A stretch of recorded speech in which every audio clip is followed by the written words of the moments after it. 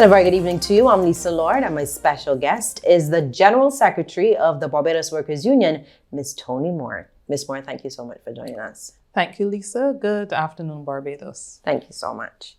Now, jumping right into the thick of things, today is Labor Day, which is held every year on May 1st to celebrate the achievements of workers, and it has its origins in the labor or the trade union movement. Focusing on the BWU, you are celebrating your 80th anniversary. You are the oldest trade union on the island. I want to focus a little bit on the work of the union over the last 8 decades. Okay, thank you, and happy May Day to all. I should begin there. Yes, 80 years, the Barbados Workers Union was founded on the 4th of October, 1941, a direct product of the riots, or people would rather refer to them as the disturbances in Barbados, where conditions at the time were so deplorable. And we know the story because we are in the season of emancipation where uprisings because of housing and poor working conditions gave really birth to the Barbados Labour Party, which was previously the Federation. And what the direct result of that is that the Barbados Workers Union was a spin-off, an offshoot of the recommendations by the Moyne Commission that were implemented by the Progressive League at the time. I said the Federation, I mean the Barbados Progressive League. So Barbados Workers Union is the oldest trade union movement, and we operate in the private sector and the public sector. And for the past 8 decades, our work has focused not only on the bread and butter issues confronting workers, that is to say, wages negotiations and uniform conditions or overtime. We have been focusing on the all-encompassing well-being, improving the all-encompassing well-being of the individual. And we have been focusing on matters relating to housing. So Barbados Workers Union will speak on those issues, whether there's water issues to address, whatever it is, issues relating to the well-being of the worker and his or her family, which really would be all the social issues, all the industrial relations issues we tend to weigh in on. And we have sought over time to represent those issues not only through our work in the union, but through political participation, Lisa, because the union is a direct offshoot of a political organization where the union was established to be the economic arm of the political party. It is only after a few years that there was a breakaway from the Barbados Progressive League, and the union aligned itself then with the Democratic Labour Party. And our work, therefore, through political participation also has been able to be manifest in the widespread pieces of legislation, labor legislation that there are. Barbados is so fortunate that we have been able to enact a number of pieces of legislation that bigger countries are now trying to come to terms with. When Barbados recognized the right of workers to be able to bargain for themselves collectively, there are countries that are only now ratifying that, the US within the past few years, for instance. So we have been doing really well. But if I bring it to current, in recent times, we have been dealing with the challenges that other unions and countries the world over have had to be grappling with. A changing environment that has presented itself not only because of changing technologies, but because of the COVID situation.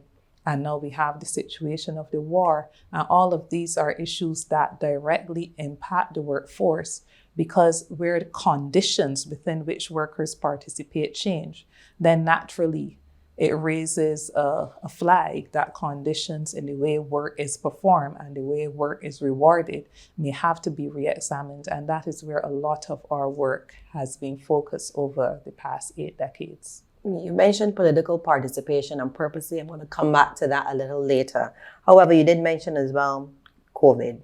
During the height of the COVID-19 pandemic, a lot of workers, especially within the tourism sector, would have lost their jobs. This obviously impacted your membership in terms of persons being able to pay dues, etc. How has COVID-19 impacted the union? That was a very stressful period. And I'm sure it was not only stressful for the union, but stressful for a number of organizations. But it's always difficult when within the union movement we have to be negotiating conditions or addressing conditions that would see large numbers of workers being displaced. Now, this was one that no one had any control over. COVID presented itself worldwide, and what was the result? Borders all around the world were closed. And if people are not coming, then there's no activity being generated in tourism.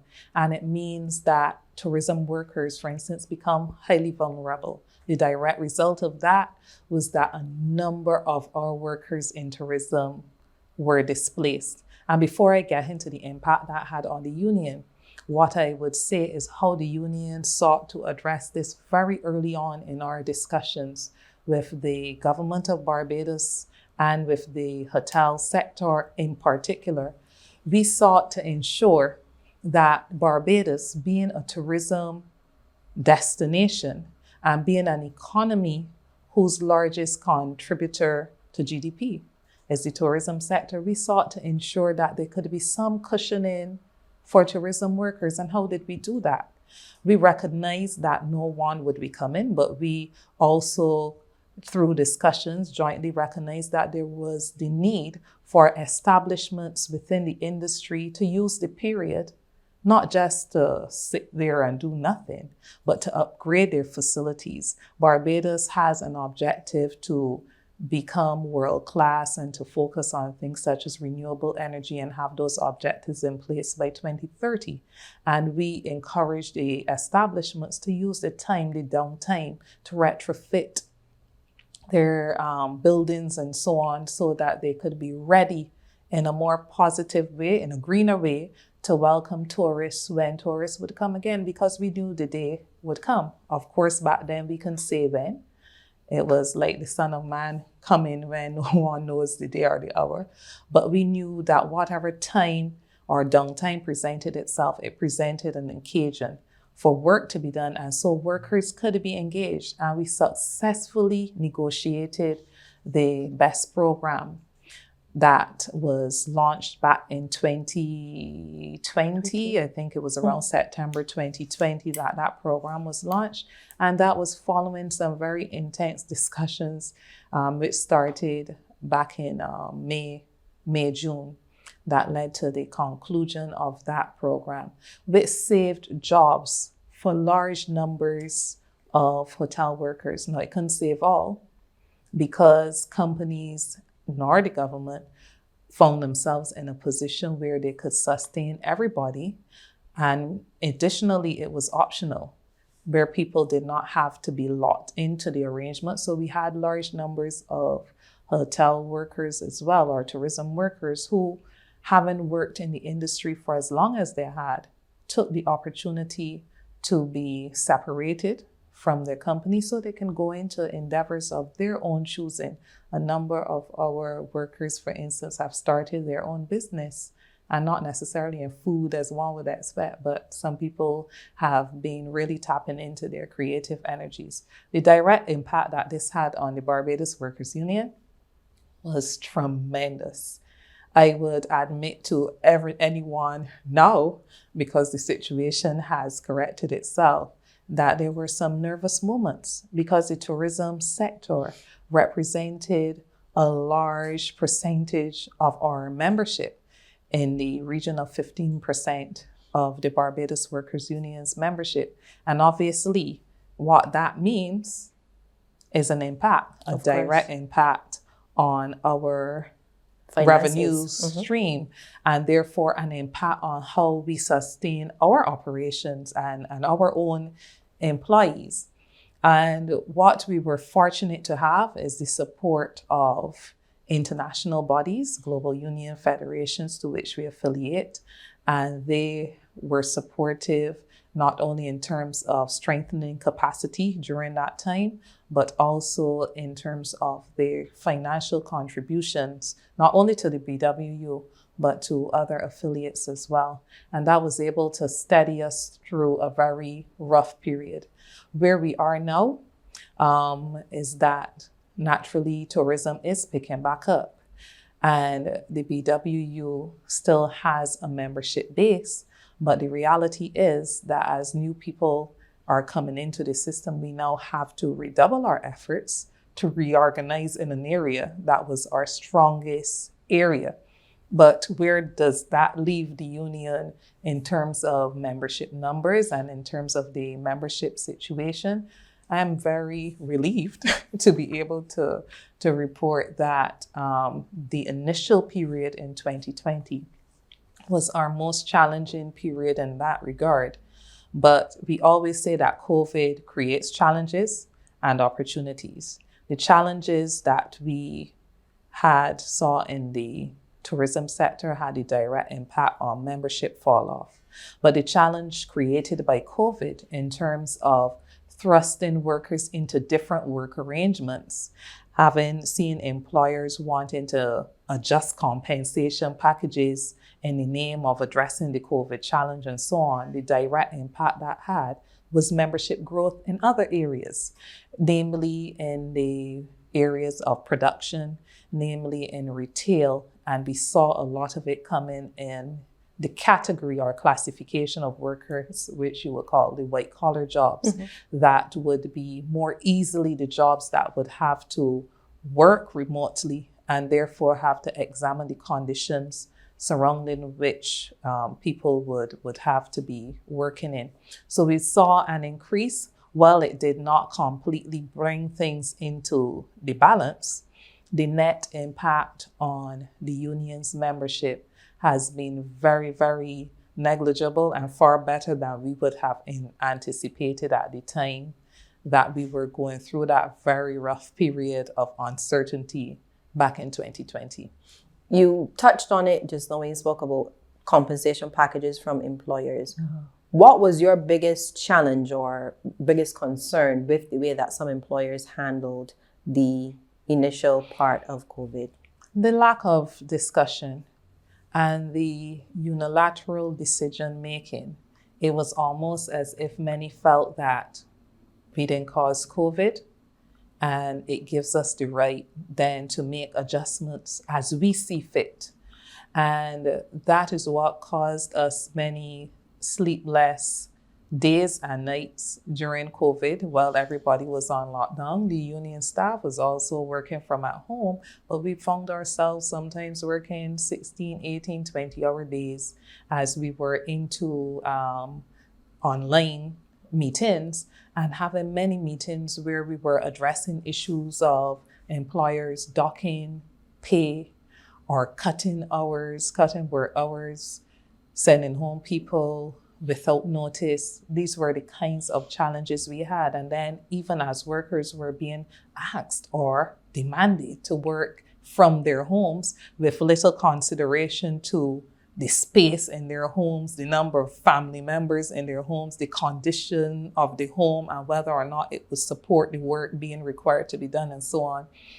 These were things then that preoccupied much of our attention, and indeed they continue to, as we consider that COVID is being termed or seen as a great reset. And to a large extent, the ways that we used to do things that changed during COVID are changes that are going to be observed going forward in a number of areas. And so we have been working and focusing on formalizing the structures within which remote work, for instance, can be performed, where workers will not see their conditions of work being depleted, but at a very minimum, remaining the same or keeping them in balance where we cannot improve them. A lot of our work during the period since COVID has been not on enhancing working conditions, but the union has been focusing and struggling and fighting the fight to ensure that conditions and gains made over time were not repealed on account of a situation that none of us, employers or workers, had control over. Let me come on the side of the employers for a bit. You Sure. said that in some instances, employees, they were demanded to work at home. However, what alternative was there? Well, we explored a number of scenarios. For instance, there could be working arrangements that allowed for rotation of shifts, for instance, or for an implementation of shift arrangements where you don't have everybody in the space at once. It would require companies looking at hours of work, working time arrangements to make those allowances. We looked at situations. There were situations because none of us knew 2 years down the road. Nobody even knew if it would have been a month, Right. if it would have been 3 months. So none of that was known. So looking back now, the positions may seem to some even irrational, but we have to position ourselves at March 2020, where nobody, whether you're an employer or a worker, had any clue where this thing was going to be heading and for how long. And there were arrangements that could have been implemented, for instance, where people had extensive amounts of vacation due to them, that could have been considered. There could have been layoff arrangements that could have been negotiated. And that is why we have an Employment Rights Act in place. The Employment Rights Act makes provision that where changes arise and where situations have to be remedied, decisions have to be made, that it should be done within the confines of consultation and not unilateral action. So it's almost like if employers believe they had all the answers, and sometimes sitting down and talking to your staff, options are presented that are more workable. And why are they more workable? Because people buy in. They're there. Suggestions that you're examining and very often implementing. I know that it has been, we accepted that it was a difficult time for employers. The union is not only a representative, the union is an employer as well. So it is not to say that the union was disconnected. And we know as an organization what it was to struggle through that time. I can indicate to you, for instance, that the union as a membership organization, during a time when there's a complete shutdown, you think that there are dues coming in, but there are obligations that have to be satisfied. And the foremost obligation was to ensure that our staff could have been protected and taken care of. And then our other obligations as it relates to bills and so on still had to be met, even though dues would not have been coming into the union at the time, because where they're coming directly from the member, nobody was moving. So that couldn't have been done unless people had online arrangements in place, and those had to be created over time. And where they were coming as deductions from a company, companies were closed. So no transfers were being done. So we understood the challenges. We understood how working remotely too would place greater emphasis on online interfacing through the online means and so on. And the union had to shore up itself very quickly. You would see us going to meetings with large files and so on as a media person over time. And we had to try to get those in electronic format so we could still be responsive. So it meant then changing some of what people do, but discussing with them so that the changes that were being implemented have buy-in and make sense to all, and we're not unilateral. Consultation makes a difference, and that has to be the message, that if there's no other message received on May Day, companies must understand that although they're the owners of business, that they don't drive business. Who are the people who make it happen? Who are the people who make the profits for the companies? So who are the people that need to be engaged? They're not objects. So that's where it is. Listening to you, though, I take it that you still have some serious concerns about remote work.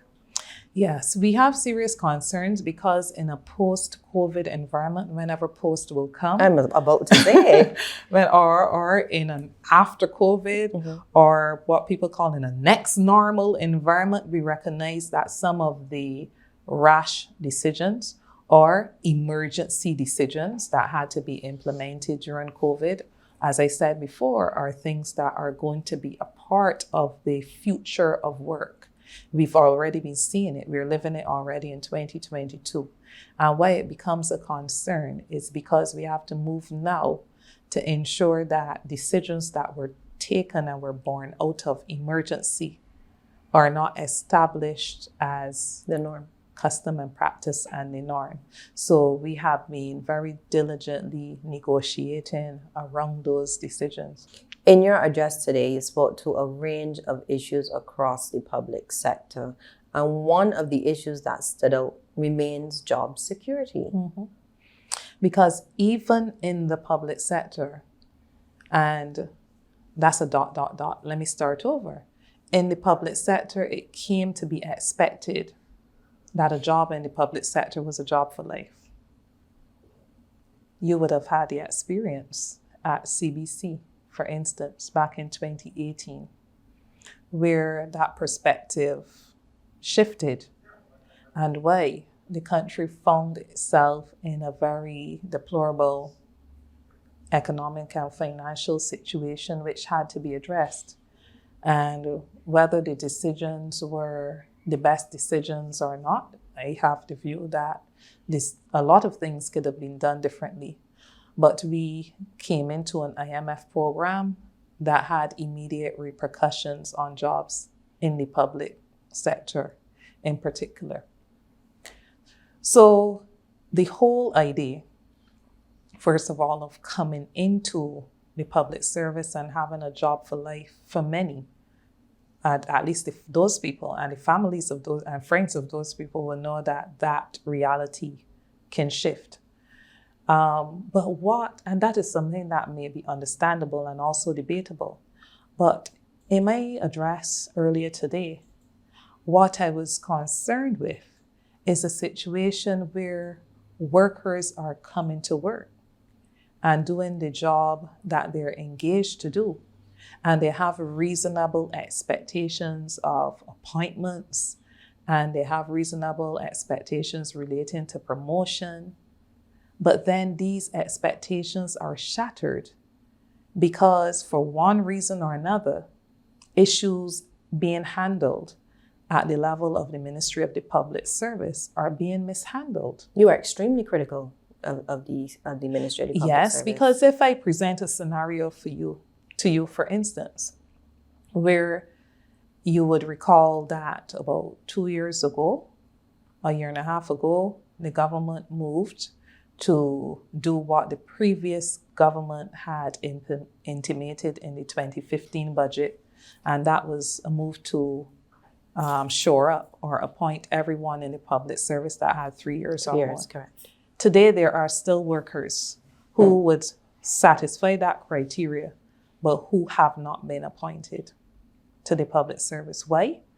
Because there are issues sitting down in the public service relating to disciplinary matters that are now red herrings, disciplinary matters that have been thrown out at the departmental level, and they still remain before the Public Service Commission for official settling. The direct result is that whilst employee B and C sitting around that worker have had the opportunity for their own appointment or promotion, that worker cannot be promoted. We have situations where employees are being investigated, and investigation does not mean that you are guilty, but they're under investigation at home On leave. on leave, Being paid. albeit sometimes on full pay, at other times on half pay. But while the grass is growing, the horse is starving, because some people may figure, but the home getting paid, so what's the problem? The home getting paid and they're missing opportunities for promotion. The home getting paid and it is impacting their mental health, because you have to be concerned that your neighbors and sometimes even your family probably feel, well, he in this situation, she in this situation, because you must be guilty for truth. So these are the real challenges of security that we face. Of course, it is worse, and as I mentioned, more sinister in the private sector, where we have workers going into jobs and you can be expected to get to work for 9 o'clock, but you might not be paid until 12 o'clock, because 12 o'clock is the time that you actually go on the first assignment. So imagine if you, as a media person, were working in that kind of area and there isn't an assignment for you to do until 12 o'clock. You don't get paid. But between 9 and 12, when you actually show up for work, you're not expected to leave and go anywhere. Sometimes the supervisor is telling you go to lunch. A phenomenon that we call 0-hour contracts, which is creeping into workplaces that we have to be treating to. But in the public service, why it is highlighted as especially egregious is because government is supposed to be the exemplary employer. And if government cannot be, how can the Ministry of Labor then intervene and address issues in the private sector when they occur? So that is why we have been critical. Our members are frustrated, and people, while they're understanding the situation that we are in, given COVID and the existential threats and everything, and while there's a general appreciation for how the government has been trying to manage, these are issues that we have highlighted to the public sector and the Prime Minister too, who is responsible for the Ministry of the Public Sector, that will explode. That will explode sooner rather than later if they're not properly addressed. So that's why we have been calling for reform, a total reform of the public service, starting with the heart of it, the HR function. Because if HR function isn't doing it right, then the HR function needs to be examined. Well, we'll take a break here, Ms. Moore. You're watching One on One. Stay with us. Hi, I'm Caroline Gittins, a quarantine officer with the Veterinary Services Department of the Ministry of Agriculture. There's a disease called African swine fever that is affecting domestic and wild pigs worldwide. Even though it is not harmful to humans, it has the potential to wipe out every pig in Barbados. If you or your family members are traveling to Barbados, apply for a meat permit from the Veterinary Services Department. This permit tells you if it is safe to bring pork products from the country that you intend to travel to. Purchase products only in their original packaging that are clearly labeled with the inspection stamp. That means no bacon or sausages from the deli in the supermarket or from a butcher's shop. Do not cook it, since the disease can survive high temperatures. When you reach Barbados, we ask that you declare all your meat products to the customs officer. We need your help in keeping Barbados safe from African swine fever.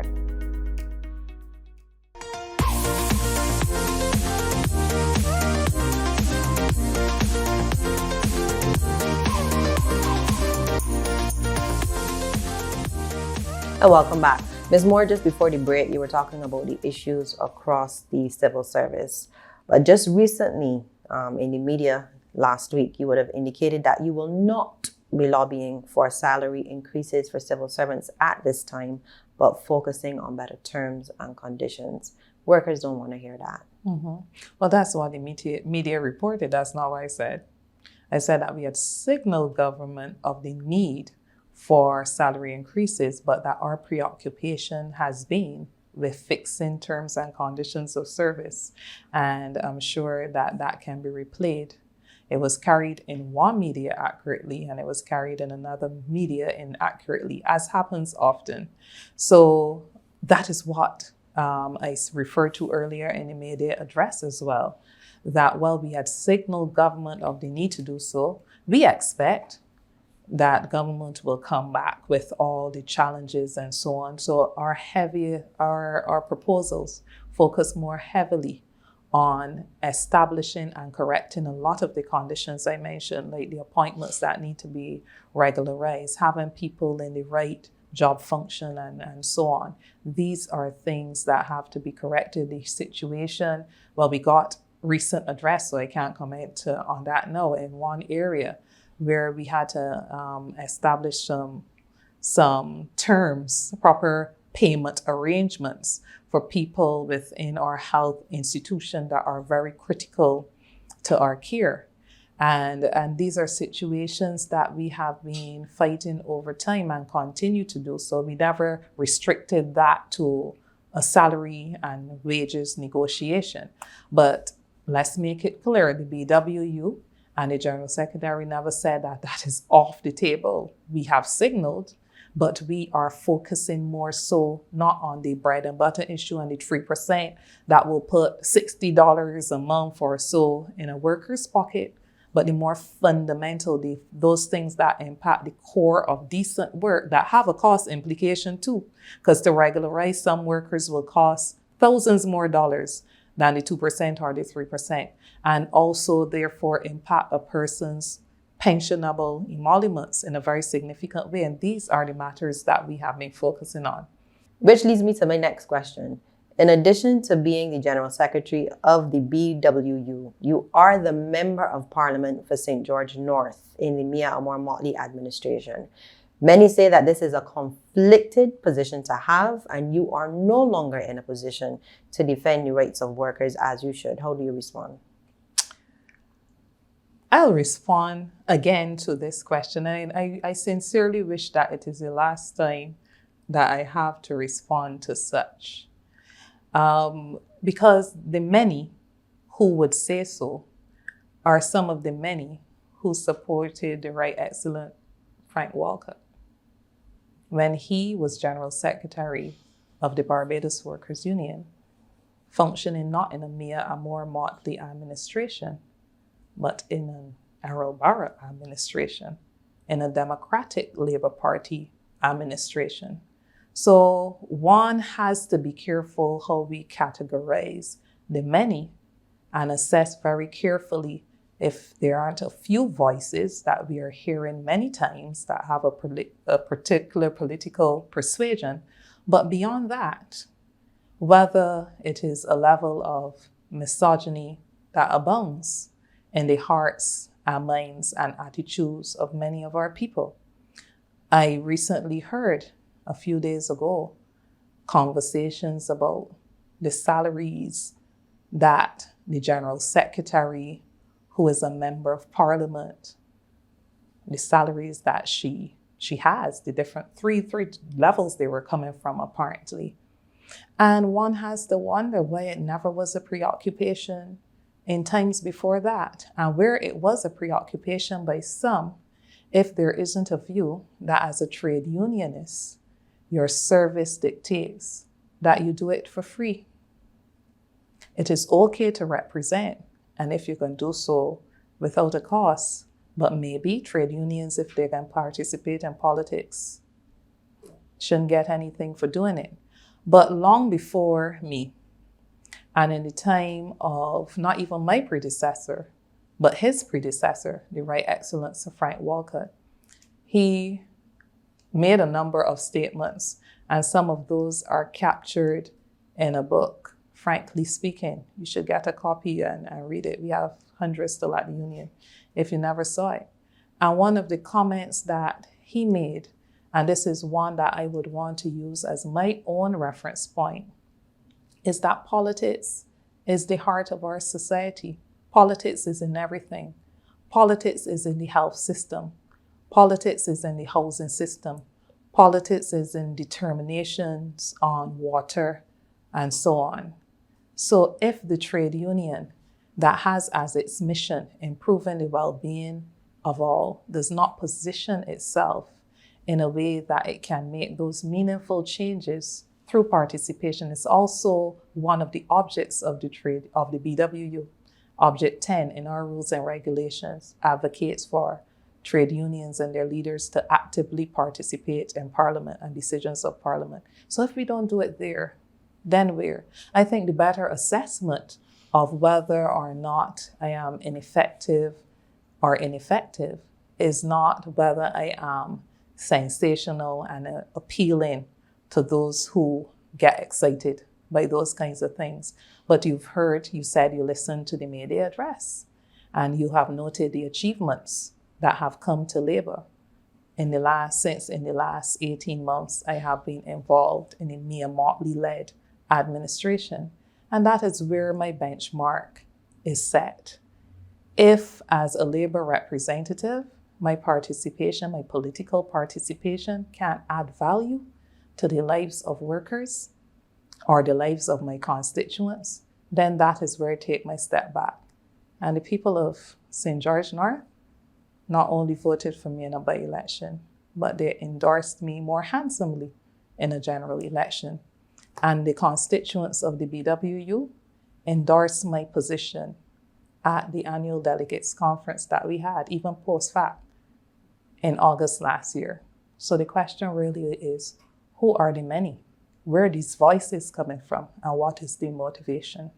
Well, there's also the belief following on from that the union has been quiet on a number of things, in the sense that you had a level of, I don't want to say industrial unrest, but strike action, etc., under the previous administration, but you're not having it now. Okay, so what was the main factor leading to the unrest we had under the previous administration? The lack of consultation.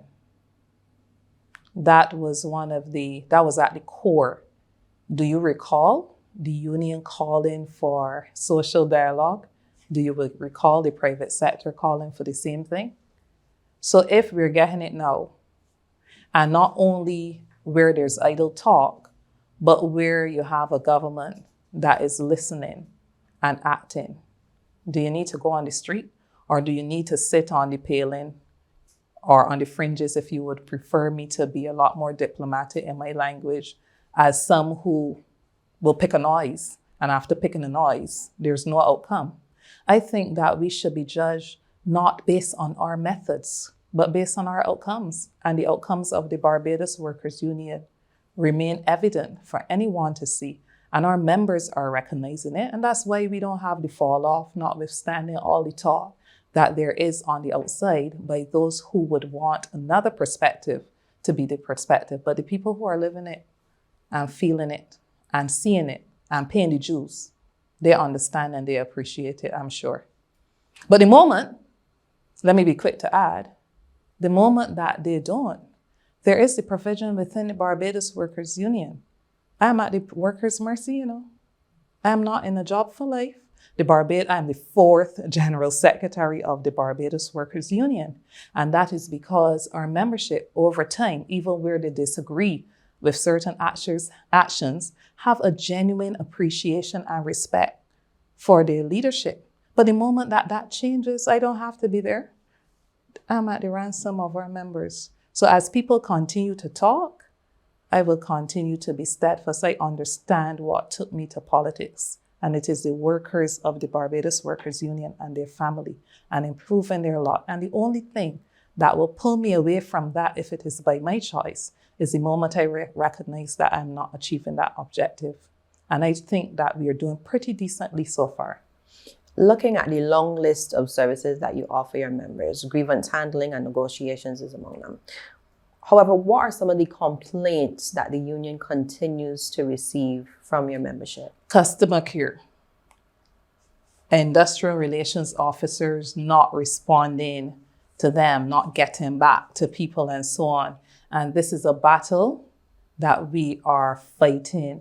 And even now, we're looking to reform, restructure.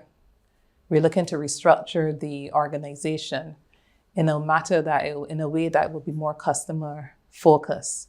So whether that is like using the phone systems, ensuring that we have people on hand, we're even exploring the possibility of a 24/7 interface, because the reality is where people have issues and where people are paying their dues, $26 a month, that's all they pay for all the services. But where they are paying those dues, people expect to be engaged. And that is introspection, and we can be honest about that. What we have done recently as well is that we have expanded our legal services as well. Before, the union engaged an external legal counsel alone. But what we've done is we've established internally a legal department so that we not only offer legal services on work-related matters, but now our members are able to have legal advice on any legal matter. Of course, as a consultation up to a point. But we have been looking and genuinely looking to see how we can relate better and how we can offer more to our workers without asking more of them in terms of the dues they pay. So we're leading by example, and employers, we're hoping that they're listening and will follow. Expanding on from that question, in terms of the issues your members are coming to you with on the job, what's the biggest gross? The biggest growth, I think, has to do with conditions and maintaining conditions. And that's what the address focused on as well, where we are seeing the repeal or a move towards wanting to pull back on established conditions in the name that they are too stringent. They place too much of a burden on the employer to maintain. And employers are finding every which way, not all, but a number of employers, too many employers are trying to look for ways to circumvent obligations to workers. And this is where the major challenge comes. So where the public who is judging may take for granted, they're nothing new. There isn't anything new that we are seeing on the horizon, anything differently being done. That would be a fair criticism where you're not a part of that workplace and that workforce in the construction sector, in the security sector, in the retail sector, that understands the struggle and the effort that it has taken to even keep conditions at the level that have been achieved over the years, particularly during the trying period that we have been experiencing since COVID in 2020. So I think that that's where the majority of the problem is coming. We do not have a lot of workers, particularly in the private sector, seeking increases. And that may be surprising. But I think that within their work environments, they are seeing the need for us to focus a lot more on the things that ultimately will matter most to them. Because the reality is, if your salary is $3,000, what is a 3% increase to you? It is $90 before tax. And what value does that have for you compared to the condition that will see you getting social protection, this level of social protection you deserve that will impact you not only in your work, but as you enter pensions and so on. And we've seen what the lack of social protection and social cushioning, what that can do to a body of workers if they don't have it. So these are the things that really are mattering to our people. And as we engage our members, that's what they're calling for. Of course, there are those who are calling for wage increases as well. And that is where they see the employers, like the one I spoke about, that is declaring publicly we are doing well and don't even want to give the workers a 2% increase. So workers will respond to those things as well. And then they want more productivity. Do you expect to get more productivity in a scenario where you're saying we're doing well, but yet you want to offer workers less or not offer them anything at all? So the traditional issues, in summary, that the trade union has had to be dealing with over its 80 years are the issues that we have to continue to fight on with. And that's why the language of the trade union movement is generally that of struggle. Because the more things change, the more they remain the same. Is safety and health in the workplace still an issue? And that is one that I should have mentioned, because during COVID, that is one of the big issues that came to the fore. COVID related, first of all, but then we are hearing that people with NCDs are more vulnerable and were more susceptible to being victims of the disease and so on. And it has called, you would be very familiar that the Barbados Workers Union over the years through our champion, Orlando Gabby Scott, has done a considerable amount of work in the area of NCDs, and he continues to do so, sitting on a number of our committees as well. And this is an area of focus and demand, which will come through not only the teaching we offer through our labor college, which is still functioning, and which is improved by leaps and bounds in terms of its engagement and interaction, not only with our members, but with non-members. But the work that we will continue to do within workplaces to ensure that health and safety committees are established, and that where they're established, that these committees function, and that issues relating to health and safety do not have to see themselves being issues subject to negotiation, but become a matter of form and obligation within workplaces. So issues of health and safety where workers, for instance, are being asked to buy PPE. Those are matters that have to be addressed and have to be fixed swiftly. You said the Labour College is still functioning, but I know the college is currently being used or on loan as an isolation facility. Yeah, and before that, it was being used to house some of the households that were displaced on account of Hurricane Elsa. And that's because during COVID, there was limited physical interaction. So the college was sitting there, and it's unfortunate that some who would have been very familiar with the situation chose to make it look as if the Labour College was now defunct. But as a physical structure, it was not being utilized. And we're thankful that it got the opportunity to contribute to the national effort, first in the area of housing and now in the area of health. But our courses, which have been online, have been attracting large numbers of workers. There's a heavy demand. And so the Labour College, which started back in the 80s, is alive and well and functioning. And we encourage our members and non-members alike to hit our Instagram pages and check what's going on a weekly basis. Don't take my word for it. Going back to the issues that the union is seeing, sexual harassment on the job, is it prevalent? In terms of how we are seeing it, we would have to say it is not prevalent, but our knowledge of how these things go would suggest that it may not appear to be prevalent because it is underreported. People, victims of sexual harassment within the Barbadian context, tend to be very cautious in terms of how they make allegations against people. Because we are such a small society too, and it has implications, people feel that they may be taunted, they may be jeered, so that the victim becomes a victim more than once. And the person accused, then there are issues of their character and so on, character assassination, and there's sensitivities generally around sexual harassment since I have been in the union. And I joined the union in April 2004. And for my colleagues, I will not emphasize April 1st, 2004.